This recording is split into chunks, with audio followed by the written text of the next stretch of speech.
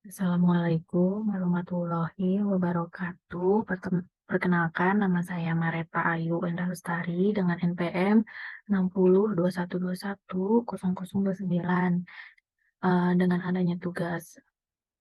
Dengan adanya video ini untuk memenuhi evaluasi tengah semester mata kuliah psikologi bisnis.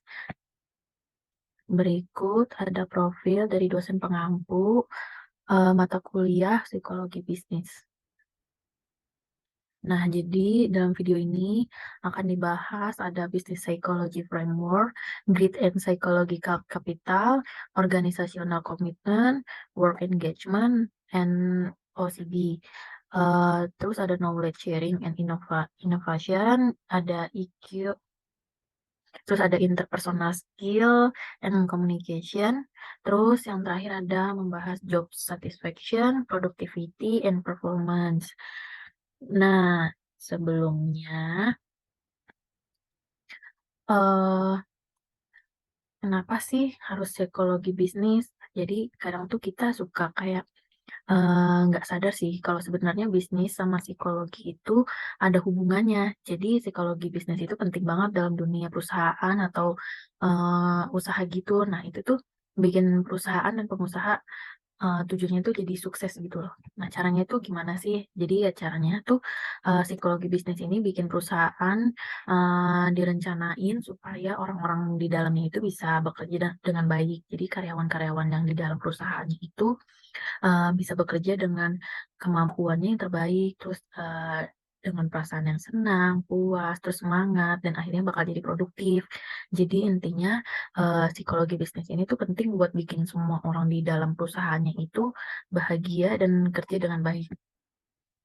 Nah, karena kita pengen orang-orang di dalam perusahaan itu bahagia dan semangat buat kerja, tahu nggak kenapa? Karena soalnya tuh mereka yang bahagia itu ternyata bisa bawa keuntungan juga buat perusahaan. Mereka jadi bisa lebih produktif, banyak ide-ide yang mengalir, ada inovasi gitu. Terus biasanya karyawannya itu bisa stay lebih lama juga di perusahaan. Jadi ya tujuannya bisa membuat orang-orang di perusahaan itu senang, semangat kerja, dan psikologi bisnis itu ya dua gabungan dari ilmu tentang pikiran manusia sama caranya berbisnis biar lingkungan kerjanya itu jadi lebih baik lagi dan akhirnya ya perusahaannya bisa tumbuh lebih cepat. Jadi itu kenapa ada psikologi bisnis. Nah, terus di sini ada perbedaan dari PIO sama psikologi bisnis. Jadi, kalau PIO itu mempelajari tentang gimana sih, eee, ngebahas tentang kayak karyawan, budaya di perusahaan, terus motivasi dan semangat kerja dari karyawan, terus membahas soal, eee tentang tim gitu sih.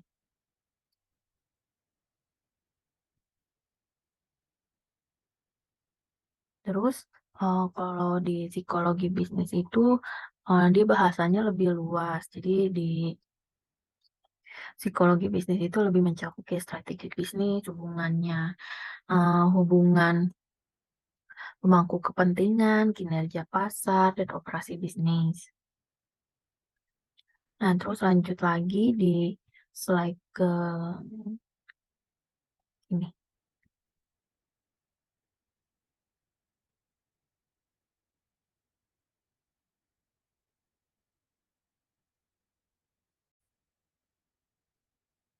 Mungkin kalau buat lebih jelasnya itu, kalau psikologis itu kayak menggabungkan ilmu psikologi dari manusia, terus diaplikasikan ke dalam bisnis praktis gitu. Nah, untuk ningkatin kerja bagi karyawan, ningkatin produktivitas dalam bisnis, terus mengatur sekelompok tim yang ada di perusahaan tersebut.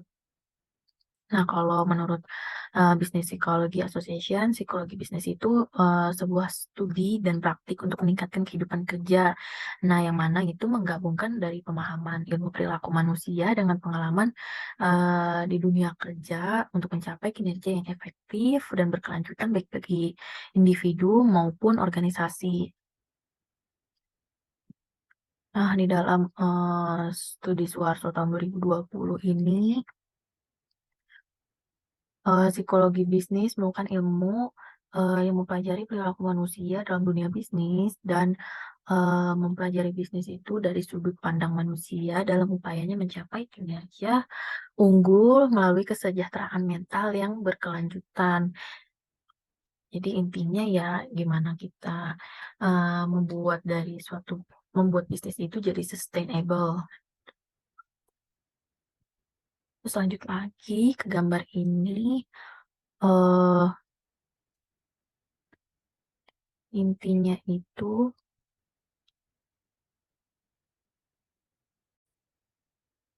gambar itu ini tentang determinants of national competitive advantage. Jadi faktor penentu keunggulan kompetitif nasional.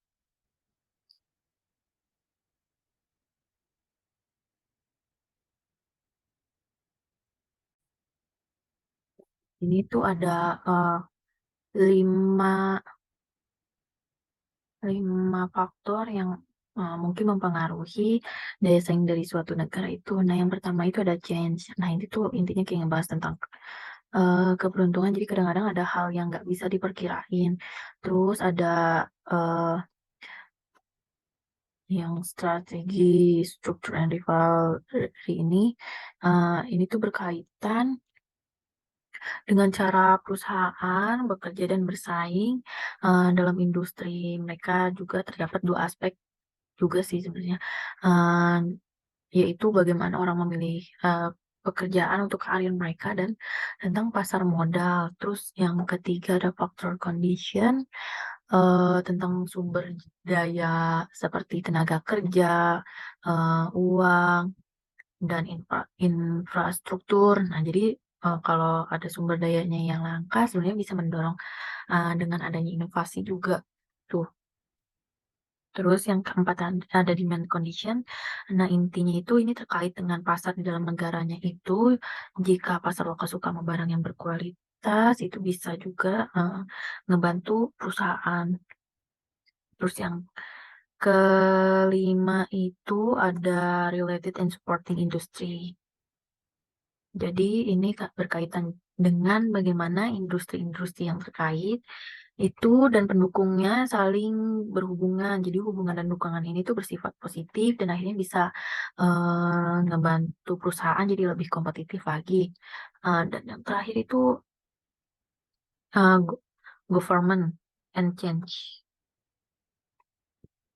Jadi yang dikatakannya itu mungkin memiliki peran penting juga ya pemerintahannya itu dalam menciptakan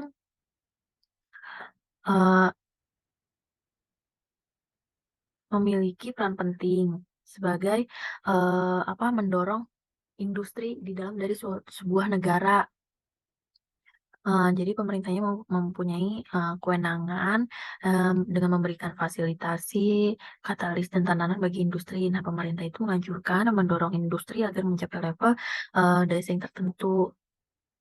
Misalnya lewat uh, pemerintah bisa bantu misalkan lewat insentif menegakkan standar industri, terus fokus pada penciptaan dan penguatan faktor condition, terus juga ada terakhir itu kebijakan. Jadi intinya itu daya saing dari suatu negara ini bergantung juga dari banyak faktor, bisa termasuk strategi dari perusahaan, sumber daya, permintaan pasar, dan dukungan dari industri lain seperti peran pemerintah.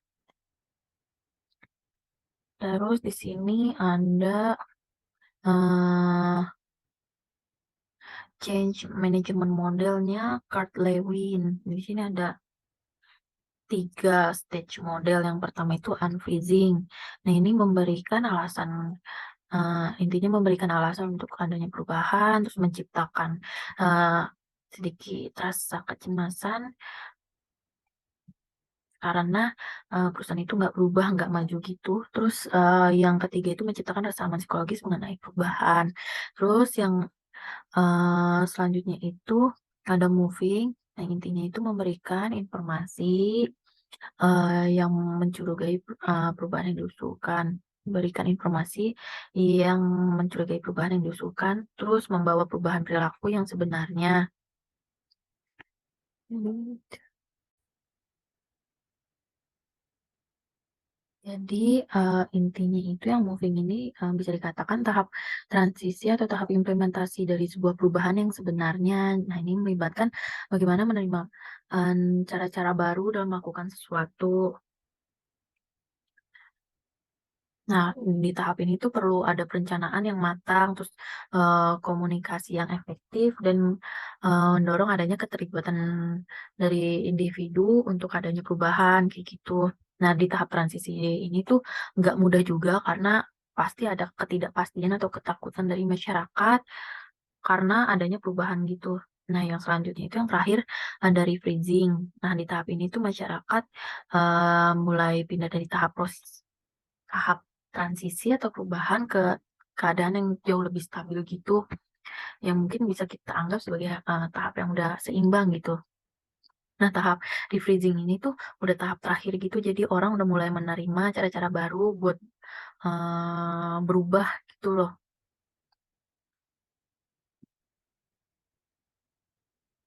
Mungkin ini contohnya kayak, eee, karyawannya itu diberikan, penghargaan gitu, jadi biar lebih, semangat kerjanya, udah diberikan, eee penguatan yang positif gitu, terus,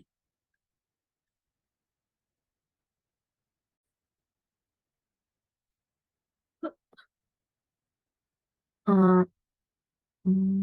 jadi, kalau kita membentuk new normal atau hal baru,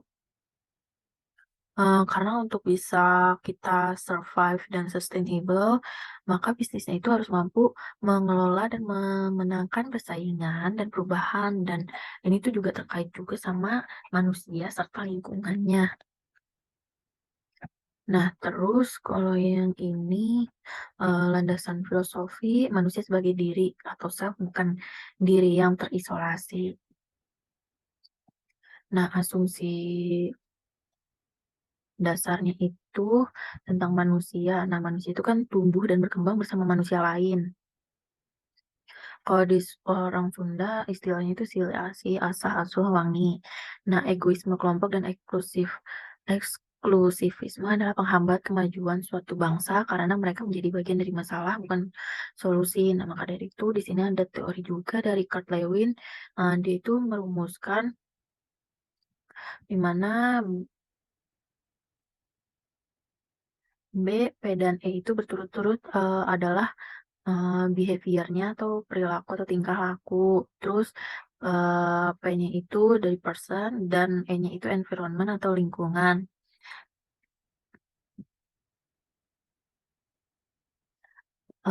Jadi Kurt Lewin-nya ini, memandang individu individu sama lingkungan itu sebagai satu kesatuan yang saling, bergantung satu sama lain gitu.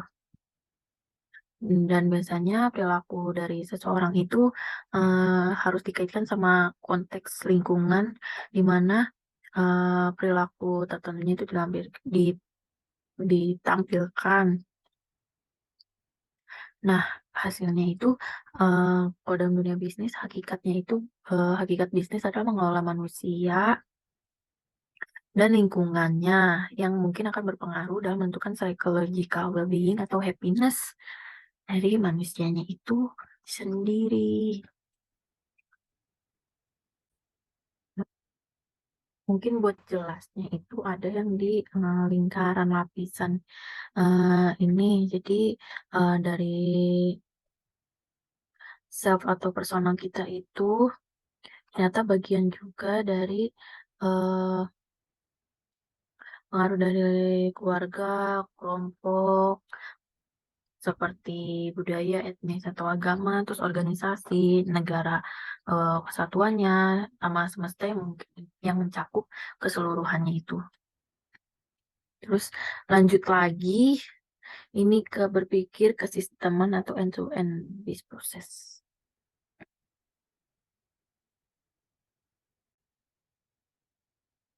Nah, intinya itu ini adalah sistem bisnis mulai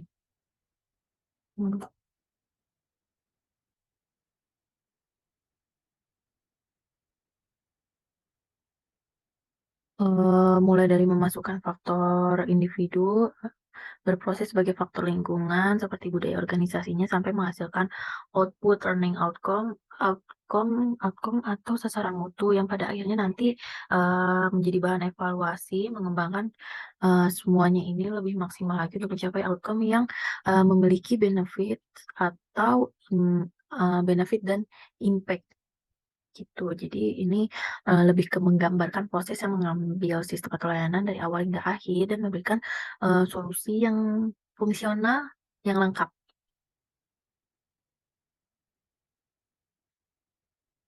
Terus ini ada lanjut lagi ke bisnis psychology framework ya. Terus untuk penjelasannya itu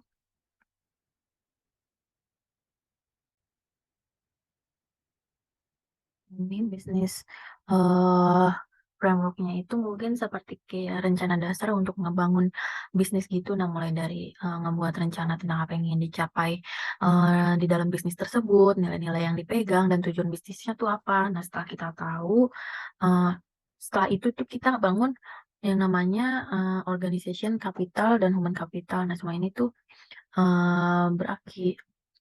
mempunyai hasil yang apa? Menghasilkan pekerjaan yang baik sehingga karyawannya itu juga merasa bahagia. Nah, dari dampaknya itu juga dari kebahagiaan karyawannya itu bisnis juga bisa sustainable.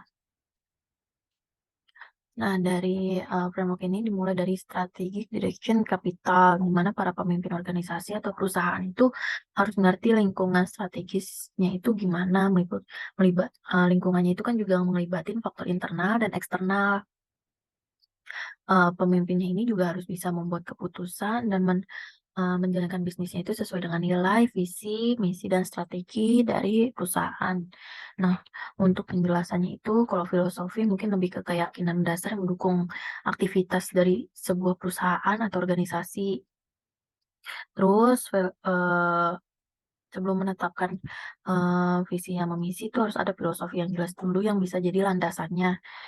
Terus value atau nilai-nilai. Nah, ini tuh sebagai prinsip moral dan etika yang harus dijalankan secara konsisten oleh semua anggota organisasi. Nah, dari nilai-nilai ini tuh bisa jadi mencerminkan kepribadian atau khas perusahaan gitu biar nggak mudah ditiru sama pesaingnya. Terus lanjut lagi di sini ada visi dan misi. Nah, kalau visi itu mungkin seperti gambaran ideal tentang apa sih yang ingin dicapai oleh perusahaan atau organisasi. Jadi biar uh, perusahaan itu hasil dari visinya itu ngasih arah, memotivasi kepada semua anggotanya itu biar bekerjanya menuju ke tujuan yang sama gitu. Terus kalau misi itu lebih ke ideologi.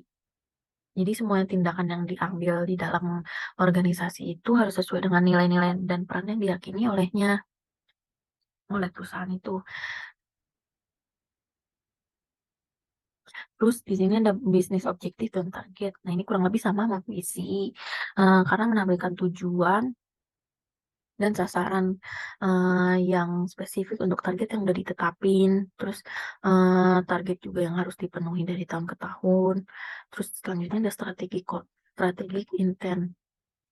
Nah, ini mungkin lebih kayak eh, mengarahkan visi sama misi dan tujuan organisasinya. Nah, ini strateginya itu harus ditentuin dari waktu ke waktu karena ya harus mencapai visi misinya itu dan target dan tujuan dari organisasinya. Selanjut lagi ke sini organizational capital. Nah, yang pertama itu ada leadership dan manajemen. Nah, itu lebih kayak pemimpinnya itu kan pasti berpengaruh sama kinerja karyawannya. Jadi setiap pemimpinnya itu juga punya gaya memimpinnya yang beda-beda gitu, pasti unik. Nah, gaya pemimpinan dan keputusan yang mereka yang mereka buat itu dipengaruhi juga sama budaya organisasi, sifat dari karyawan dan pola pikir karyawan tuh tergantung juga sama gaya kepemimpinan perusahaan gitu. Dan kalau buat manajemen lebih ke cara untuk mencapai tujuan organisasinya, melalui penggunaan sumber daya yang udah ada. Terus organizational culture itu lebih ke gimana budaya dari nilai, kepercayaan, dan norma-norma itu mempengaruhi cara karyawan bekerja dan berinteraksi, dalam organisasi gitu. Adanya organizational culture ini, bisa ngebantu memperkuat identitas, anggota organisasi, terus ningkatin komitmen juga. Terus yang, selanjutnya itu adalah infrastruktur dan manajemen teknologi. Ini lebih ngebahas gimana, eee, memanfaatkan efisiensi dalam penggunaan teknologi informasi yang berkembang gitu. Jadi, mengikuti perkembangan teknologi, terus menyelaraskan bisnis dengan teknologi informasi. Terus yang terakhir itu ada knowledge and information management. Nah, itu ngebicarain tentang gimana organisasi itu mengelola, pemahaman dan kemampuan manusia yang ada di dalamnya gitu. Pengelolaan ini lebih berkaitan dengan pengembangan dari, bagi perusahaan atau organisasinya gitu. Terus selanjutnya ada human capital. Human capital itu ada individual competence. Nah, eee, dalam bisnis itu tentu, karyawannya juga harus baik yang di dalam perusahaannya itu harus memiliki keterampilan atau keahlian yang sesuai dengan pekerjaannya. Dan karena kalau sesuai dengan, minat kerjanya itu juga, eee, akan meningkatkan kinerjanya juga gitu. Jadi lebih, eee, into ke pekerjaannya gitu.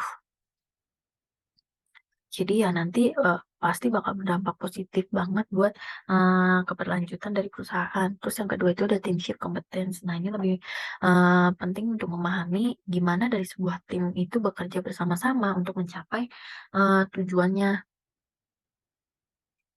Tentu ada faktor yang, sebuah tim itu harus bekerja sama. Contohnya misalkan kayak memiliki tujuan yang sama, terus, adanya kepercayaan tim, terus punya motivasi yang jelas untuk mencapai tujuannya itu.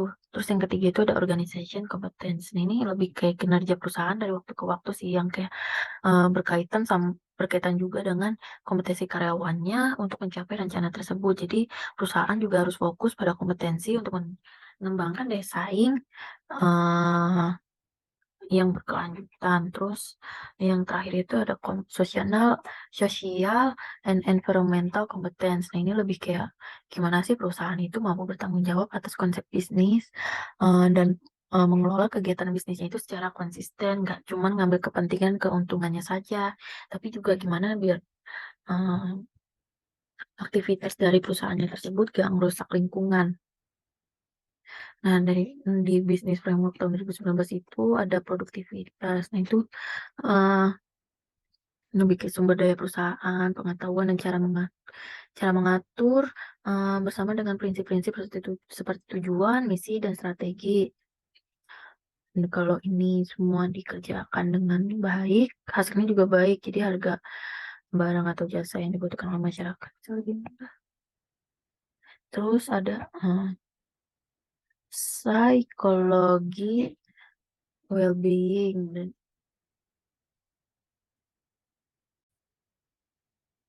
terus lanjut lagi ke psikologi well-being. Nah, well-being dari para karyawan ini muncul ketika mereka senang dengan pekerjaan mereka dan, ngerasa nyaman di lingkungan kerja mereka. Jadi, mmm, mereka tuh bisa ngerasa bahagia ya karena perusahaan itu menciptakan lingkungan kerja yang sehat dan peduli juga sama kesejahteraan dari karyawannya. Nah, maka dari itu output dari bisnis framework ini, lebih ke mengharapkan, bahwasanya sebuah bisnis dapat mencapai kebahagiaan tanpa merugikan, orang lain, lingkungan, atau generasi mendatang, sehingga memberikan manfaat juga buat semua orang, serta perusahaannya itu juga lebih bisa sustainable, dalam jangka waktu yang lebih panjang. Terus,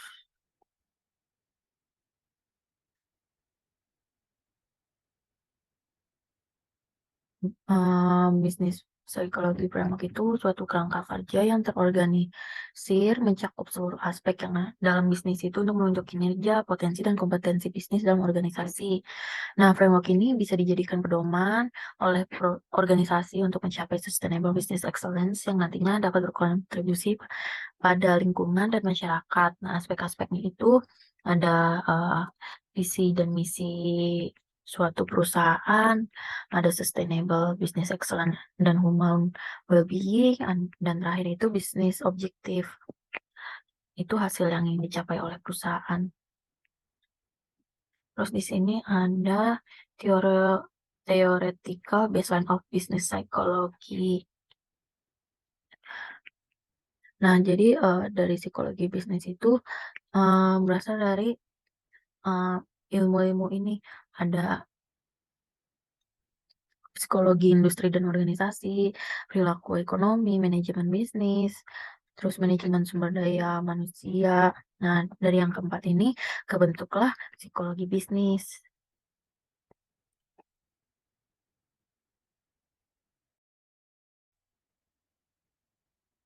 Lanjut ke business psychology konsep. Nah, konsep dari keempat aspek yang membantu berjalannya dari suatu bisnis itu menghasilkan knowledge, ada knowledge capital, strategi direction capital, human capital, dan organization capital. Nah, hasilnya itu akan menghasilkan nilai atau value dan budaya atau kultur bisnis tersebut. Dan ini ada faktor-faktornya. Yang pertama itu ada faktor internal, itu membantu dan berkolaborasi. Terus faktor individu, nah individu itu menjadi faktor penentu apakah akan well-being atau engagement. Terus ada eksternal, sustainable kompetitif advantage atau keunggulan kompetitif yang berkelanjutan. Terus ada uh, faktor uh, terus ada faktor organisasi, gimana budaya organisasinya itu dapat membentuk productivity dan inovasi. Terus itu kurang lebih itu sama, cuman beda dari versi visualnya aja. Oh, di sini kan ada strategi, mungkin lebih ke strategic direction yang itu ada visi misi, filosofi, story, dan kemudian itu uh, memahami sasaran dari strateginya itu apa. Terus ini business process readiness. Terus itu lebih ke kesiapan proses bisnis yang akan menentukan hasil dari bisnis tersebut. Nah, harapannya itu dari bisnisnya itu bisa sustain, terus bisa berinovasi, kayak gitu. Terus, nah, why do we have to be aware of positive psikologi? Nah, psikologi positif itu menyoroti kebutuhan seseorang untuk mengubah pandangan negatif mereka ke pandangan yang lebih optimis untuk meningkatkan kualitas hidup. Nah, tujuan utama dari psikologi positifnya itu buat ngedorong seseorang menemukan dan memelihara kekuatan karakter mereka daripada menyalurkan upaya mereka untuk memperbaiki kekurangan. Nah, di sini ada 3 pilar utamanya, itu ada karakter positif, seperti rasa ingin tahu, open-minded, rendah hati, dan seterusnya. Terus yang kedua itu ada emosi positif, kebahagiaan, love, bersyukur, humor. Terus ada yang terakhir itu institusi positif. Nah, pemerintah yang berdemokrasi, organisasi yang menunjuk hak kebebasan. Selanjutnya lagi, di sini ada grit atau kegigihan adalah bagaimana seseorang dapat mencapai tujuan panjang dengan mengatasi hambatan dan tantangannya. Nah, karakteristiknya itu ada keberanian, tujuan dan ketahanan dalam jangka panjang, kesadaran dalam hal bertanggung jawab dan dapat andalkan, itu ada resiliensi, ada excellence. Terus lanjut lagi ke psychological capital. Nah, itu artinya kapasitas psikologi individu yang berkembang secara positif dengan beberapa karakteristik. Contohnya itu ada self-efficacy, optimism, hope, dan resilience. Di sini ada adversity quotient. Nah, ini kemampuan seseorang untuk berpikir, mengelola, mengatur, dan menghadapi kesulitan dalam hidup. Jadi sederhananya itu EQ itu menggambarkan gimana sih individu mampu menghadapi masalahnya. Nah, di sini ada 3 kategori manusia berdasarkan tingkat EQ-nya. Yang pertama itu kode quitters, individu yang mudah menyerah, jadi membiarkan masalah yang terbengkalai aja. Dari campers, jadi individu itu sih menghadapi masalah, tetapi usahanya itu nggak konsisten. Terus ada climbers itu individu real achievers, jadi yang akan berjuang hingga sukses terlepas apapun tantangannya. Nah, terus di sini juga dapat dimensi, ada control, ownership, reach, and then endurance. Terus gimana sih cara kita improve EQ? Di sini ada listen, mendengarkan respon diri kita terhadap kesulitan yang terjadi. Terus ada establish accountability, nah biasakan untuk bertanggung jawab. Pada analyze, analisis bukti-buktinya. Terus do, mengambil sikap yang dari yang telah kita lakukan di tahap sebelumnya. Di sini ada organization commitment and work engagement. Nah, artinya itu organization commitment itu sikap individu yang mencerminkan sejauh mana sih seseorang individu itu mengenal dan terikat pada organisasinya. Dimensinya itu ada affective commitment, normative commitment, continuance commitment. Nah, terus kalau work engagement itu keadaan sejahtera atau kepuasan yang berhubungan dengan pekerjaan yang ditandai dengan tingkat energi yang tinggi dan identifikasi yang kuat dengan pekerjaan seseorang. Dimensinya ada vigor, dedikasi, absorption. Nah, faktornya itu ada lingkungan kerja, komunikasi, gaya kepemimpinan, reward, reputasi ke perusahaan.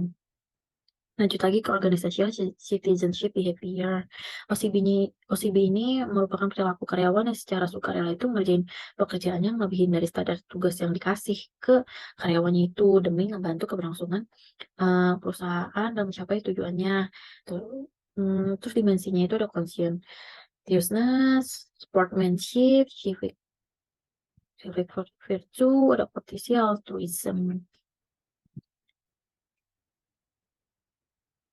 Nah, ini ada dari organizational statement itu membentuk project engagement, terus hasilnya itu organizational citizen behavior. Selanjutnya lagi ada competitive advantage.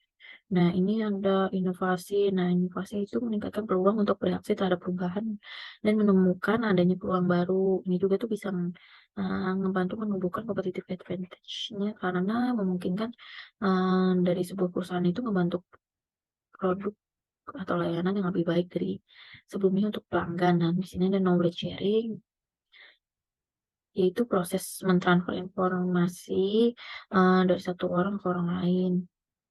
Mungkin singkatnya lebih kayak pertukaran ide dan informasi bersama. Tuh. Terus di sini ada dua jenisnya dan knowledge donating itu bertukar informasi dengan orang lain. Terus knowledge collection, nah ini ngumpulin informasi. Nah, faktornya itu ada kesempatan, komunikasi, kemanfaatan, kesesuaian konteks. Terus ini ada interpersonal skill, lebih kayak kemampuan seorang melakukan komunikasi yang efektif. Nah, ini menurut Speechberg dan Pak. Terus interpersonal skill ini terdiri dari menyimak, komunikasi, empati, problem solving, dan leadership. Terus sini ada selanjutnya emotional intelligence dan interpersonal skill. Emotional intelligence itu artinya kemampuan individu untuk memahami dan mengolah emosi sendiri dan orang-orang yang ada di sekitarnya. Orang yang dengan tingkat emotional intelligence yang tinggi itu tahu apa yang mereka rasain, terus arti dari emosi mereka itu apa, terus gimana sih emosi mereka itu bakal mempengaruhi orang-orang di sekitarnya. Nah, dimensinya itu ada self awareness, self regulation, motivation, ada empathy, social skills. Terus selanjutnya ada job satisfaction, productivity, and performance. Nah, ini job satisfaction itu perasaan positif karyawan tentang pekerjaan yang dihasilkan dari evaluasi yang luas dari karakteristiknya. Jadi hasil orang yang memiliki kepuasan tinggi akan melakukan tindakan yang positif terhadap pekerjaannya. Mungkin sebaliknya juga ke orang yang manfaat dari job satisfaction itu dapat meningkatkan keuntungan untuk organisasi, produktivitas karyawan yang lebih tinggi, dapat lower turnover, jadi kecil kemungkinan karyawannya itu meninggalkan perusahaan. Terus ini ada productivity itu perilaku karyawan yang memberikan kontribusi positif terhadap tujuan dan sasaran dari organisasinya.